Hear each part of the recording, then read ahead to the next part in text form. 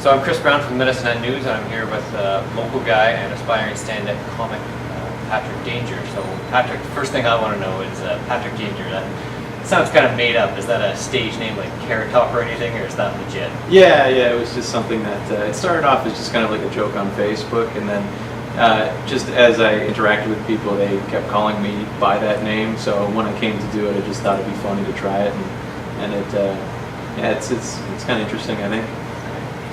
What made you want to be a stand-up comic? I've always been a fan of stand-up comedy. I've got lots of heroes, lots of guys that I really look up to, and kind of seeing them. A big turning point for me to decide to get into it was one of my favorite comics, Mike Birbiglia, had a movie that he made called Sleepwalk with Me, and he kind of showed his beginnings into stand-up, and I kind of saw that, and that kind of was what the drive was for me. Yeah, and there's all different types of comedians, vulgar comedians. Seinfeld was famous for doing this thing. How do you describe yourself? Where do you fit into that as a comedy world? Right now I'm not too sure because I'm still kind of pretty new to it, so I'm starting to find where I fit in. Most of the comics that I like and look up to, they're kind of like long-form storytelling comics, definitely more on the vulgar side. So I'm not really sure where I fit in that aspect. I don't think I could label it that way yet. All right, well, let's take a look at a clip. So recently I saw this online because, like I said, I have nothing better to do with my time.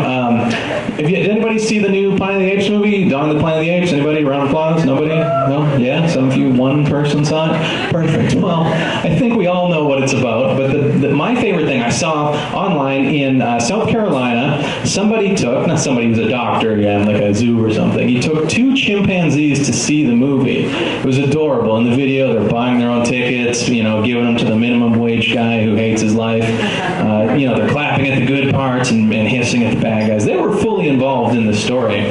But the problem, that's not the story to me. The story is where they said that real people, real human beings were saying, should they be watching this movie? Should we really be teaching them how to take over the world?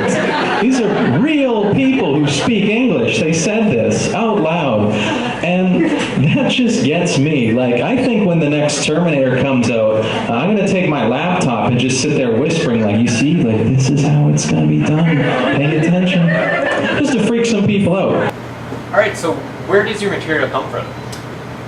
It's everyday stuff, a lot of observation, things that I kind of see. It started off kind of past relationships or things I drew from things that hurt a lot. That was kind of my main inspiration. I started to look at all the things that kind of hurt me in my life, and I started to write them out and look at them in a funny way, kind of see things that way.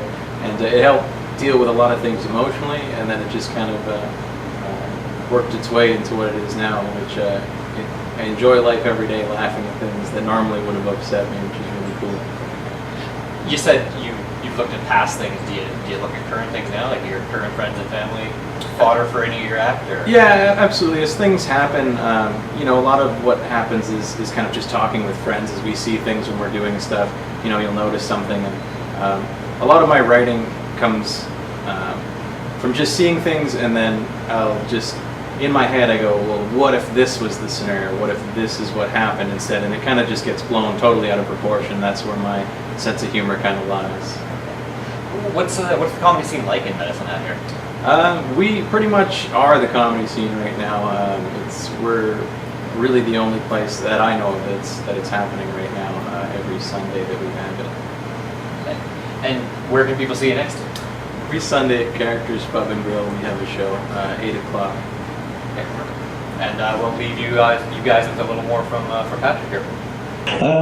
So I'm at this age, I'm 26 now, and I got to a point where I realized that I knew I was an adult when I had to give up on my childhood dreams.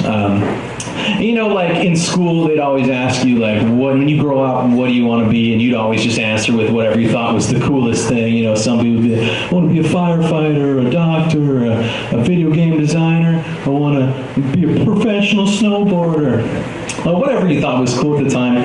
For me, I eventually got to an age where I realized I could no longer achieve that dream, and that there was no way for me to grow up to become a police horse. Not the cop that rode the horse, but the actual fucking horse that's dressed up to go to, ceremonies and parades.